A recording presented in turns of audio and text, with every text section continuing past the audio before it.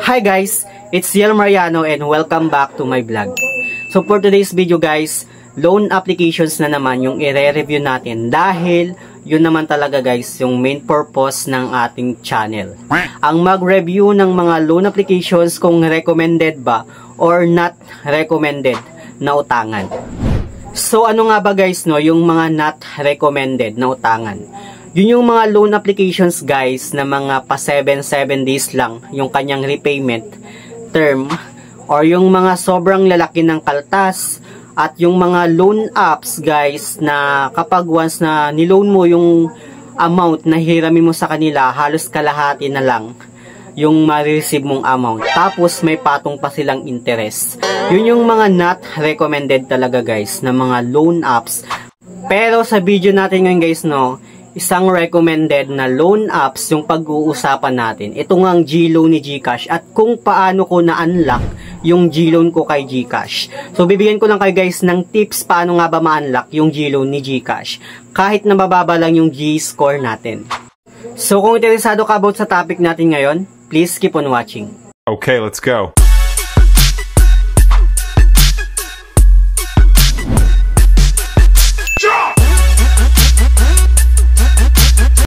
Anyway guys no, bago natin simulan itong topic natin ngayon, pagpasensya nyo muna guys yung ating background. Ganyan yung mga background. Ganito muna guys yung magiging background natin for the meantime. Kasi i-renovate ko pa lang guys yung kwarto ko. So, for the meantime guys, ito muna yung background natin. So, ayun nga guys no, bibigyan ko lang kayo ng tips paano nga ba natin ma-unlock yung G-Loan natin kay GCash. Actually guys no, merong tatlong features si GCash na pwede nga nating ma-unlock. Ito nga ang G-Credit, G-Gives, tsaka itong G-Loan. So far guys no, G-Loan pa lang yung na-unlock ko. Yung dalawa guys, hindi ko pa siya na-unlock dahil nga sobrang baba ng aking G-score. Anyway guys no, based lang naman ito sa aking personal experience as a GCash user. At nakadepende pa din sa inyo guys no, kung susundin nyo or gagawin nyo yung mga tips na ibibigay ko para ma-unlock man lang natin yung isa sa mga features ni GCash. So meron nga akong tatlong best way guys no na i-share sa inyo na tips para ma-unlock natin yung isa man lang sa mga features ni GCash. Una na dyan guys no is maintain your highest G-score. So ayun guys no, the higher the G-score, the higher the chance na ma-unlock nga natin yung isa sa mga features ni GCash like G-Loan, G-Credit, or G-Gives. So, paano nga ba natin guys mami-maintain yung highest G-score natin kay GCash? At para patasin guys yung G-score mo kay GCash, ito yung mga gawin mo guys no. Kung mahilig kang kumain sa mga restaurant or fast food na partnership ni GCash, pwede mong gamitin si GCash guys as payment method. Kasi subok na yan guys na nakakadagdag siya ng points para tumaas yung G-score natin. Then pangalawa guys no, mag cash in cash out ka palagi sa mga remittance store like Cebuana, Mloyler, or Tambunting. Yung mga partnership guys ni GCash, nakakadagdag din yun guys ng points para tumaas yung ating G-score. At pangatlo guys no, kung mahilig ka naman mag-shopping sa mga mall, pwede mo guys gamitin si GCash as payment method. Yung mga QR code ni GCash ganon. Basta partnership guys ni GCash, pwede yun guys para madagdagan din yung G-score mo kay GCash. Or kung mahilig ka naman bumili ng mga grocery like sa Pure Gold, kasi guys no, mostly itong si Pure Gold is partnership siya ni GCash. So pwede mong gamitin si GCash guys as payment method para madagdagan yung G-score mo dito kay GCash. Gawin mo lang yun guys, dapat consistent kang ginagamit mo siya si GCash as payment method sa mga online shopping, mga ganun. Or pwede guys no, magbabayad ka ng mga pay bills like sa kuryente or tubig, tapos babayaran mo si GCash. Doon ka mismo magbabayad kay GCash. Nakakadagdag din yun guys ng points para tumaas yung G-score mo kay GCash. Alam naman natin guys no, na nationwide na itong si GCash, kaya kahit saan ka pumunta or kahit saan ka mang lupalop ng Pilipinas, pwede mong gamitin nga si GCash as payment method. Yun lang guys yung gawin mo para tumaas yung G-score mo kay GCash. Kasi pag mas mataas guys yung G-score mo kay GCash, mas may chance na ma-unlock mo nga yung isa sa mga tatlo na features ni GCash. At pangalawa naman guys, sa mga tips ko, based lang ito guys sa personal experience ko. So, yung pangalawa guys no is yung consistency mo sa paggamit kay GCash. Dapat consistent ka na ginagamit palagi itong si GCash. Kasi mostly guys no, meron talaga sa atin na kahit sobrang taas ng G-score nila, wala man lang silang na-unlock kahit isa sa mga features ni GCash. Siguro dahil hindi sila consistent na ginagamit sa GCash. Ako kasi guys no, everyday talaga gamit ko si GCash kasi nga guys no, ginagamit ko si GCash as business. Like, nagbebenta nga ako ng load at ginagawa ko siyang negosyo like cash in, cash out. So, yun, nagpapatong lang ako ng 2% sa mga nagka-cash in at cash out dito sa kay GCash. Everyday talaga guys no, gamit ko itong si GCash kasi nga guys no, ginagamit ko siya pang negosyo. At yun siguro yung isa sa mga reason kung bakit na-unlock ko yung G-loan ko kay GCash kahit na sobrang baba yung G-score ko sa kanya.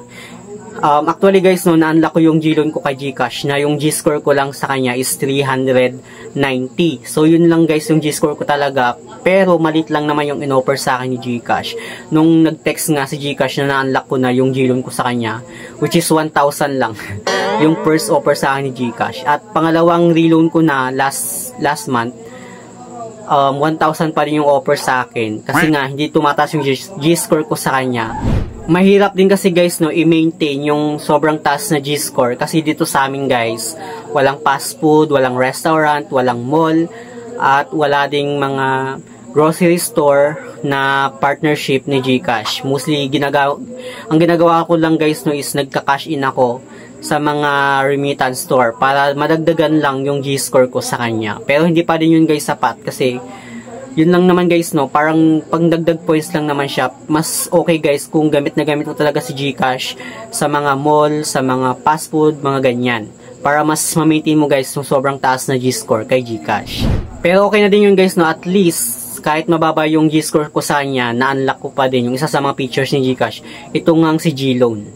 At pangatlo nga guys no, sa mga tips ko is dapat palaging may laman yung GCash mo. Like, nakadepende sa inyo guys kung palaging may laman GCash mo. Kasi ako guys, palaging may laman GCash ko like 700, 800, 1,000, 2,000, yung mga yan. So, everyday talaga guys, may laman yung GCash ko. Siguro, dun din talaga guys no, na di-detect ni GCash na gamit mo nga siya. Kaya yun din siguro guys yung reason kung bakit ko na-unlock din yung G-loan ko kay GCash. So, dito nga guys no, nung inopen ko yung GCash ko, kita nyo naman na meron ng 800 na laman yung GCash ko. At dito guys, clinic ko nga yung borrow, then chinek ko yung G-gifts ko, baka sakali na na-unlock ko na. Tapos hindi ko lang na-receive yung text ni GCash.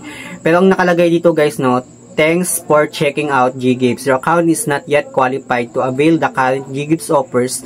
Don't worry, we'll message you as soon as the service is open.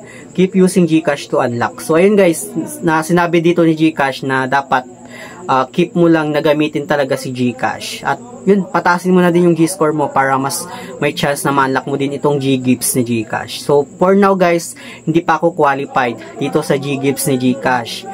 Ma-receive ko lang, makaka-receive lang ako ng text guys kung if ever na qualified na nga ako dito sa G-gifts ni GCash. At dito naman guys, sa G-credit, binuksan ko siya guys, baka sakaling qualified na pala ako. Pero ang nakalagay dito guys no, sabi niya dito, you need a higher G-score to unlock your G-credit line. Keep transacting with your GCash account to increase your score. So means guys no, kailangan ko pang pataasin yung G-score ko, pero hindi na ako maasa guys na tataas pa lalo yung G-score ko. Kasi gaya ng sinabi ko sa inyo guys, walang mall dito, walang fast food restaurant, at walang mga grocery store na partnership ni GCash na pwedeng gamitin si GCash as payment method. So mahirapan ako guys na magpataas ng G-score dito kay GCash. Kaya hindi na ako maasa guys na ma-unlock ko yung G-credit ko sa kanya. Pero nung binuksan ko guys yung G-loan ko sa kanya, makikita natin guys no, na meron nga akong 1,000 na loan amount dito kay GCash. At makikita natin guys yung interest niya na 323 pesos. 323.43 pesos yung kanyang interest. Pero guys no, ang maganda dito kasi guys is 5 months mo siyang babayaran. At yung monthly ko sa kanya guys no, sa 1,000 is 265.7 pesos. So yun yung monthly ko sa kanya in 5 months. At dito nga guys, nagpapakita ko yung breakdown of charge ko nga dito kay GCash. Yung kanyang principal amount is 179.98 pesos. At yung kanyang interest is 85.72 pesos. So yung total amount guys na binabayaran ko sa kanya every month is 265.70 pesos. 5 months ko siyang babayaran guys. Pero guys no, based lang ito sa aking reviews dito kay GCash no. Galing sa iba't ibang mga tao na may loan kay GCash, magkakaiba daw yung interest rate na ino-offer itong si GCash. So far, yung interest rate guys na ino-offer sa akin is 6.57%. Medyo malaki na yun guys no. Pero okay na din yun guys for me kasi 5 months naman siyang babayaran. Plus, alam naman natin guys na legit itong si GCash. So ayun lang naman guys no, ito lang guys no is based lang naman sa aking personal experience or personal review kasi yun naman talaga guys yung way para ma-unlock nga natin yung isa sa mga features ni GCash. So ulitin ko lang guys no yung tatlong way na yun. Maintain your highest G-score, tapos consistency or yung dapat consistent kang ginagamit sa GCash, at yung pangatlo guys is dapat may laman palagi yung GCash mo. So yun lang kasi guys yung mga ginagawa ko para kung bakit ko na-unlock yung G-loan ko kay GCash. Pero dun sa first steps guys no, is hindi ko kayang i-maintain talaga yung highest G-score ko kay GCash. Kasi nga, yun, wala nga ditong mall. Kasi nasa malayong lugar kami. So yun lang naman guys yung ating topic for today's video. Sana meron kayong naintindihan. And by the way guys no, malapit na tayong mamigay ng 50 pesos GCash giveaway sa mga solid na subscribers natin dyan. Since na-reach na natin yung 2,000 subscribers. Actually, sumobra pa guys nun. Almost 2,500 plus subscribers na tayo. Kaya, abang-abang lang guys this month na guys sa mga abang-abang na ka guys sa mga susunod ko pa ng mga vlogs. Kaya yun lang naman guys. Sa mga hindi pa pala nakapag-subscribe sa aking YouTube channel, please don't forget to like, share, subscribe. Click the notification bell para updated ka lagi sa aking mga susunod na video. Thank you guys, thank you for watching and see you on my next video. Bye!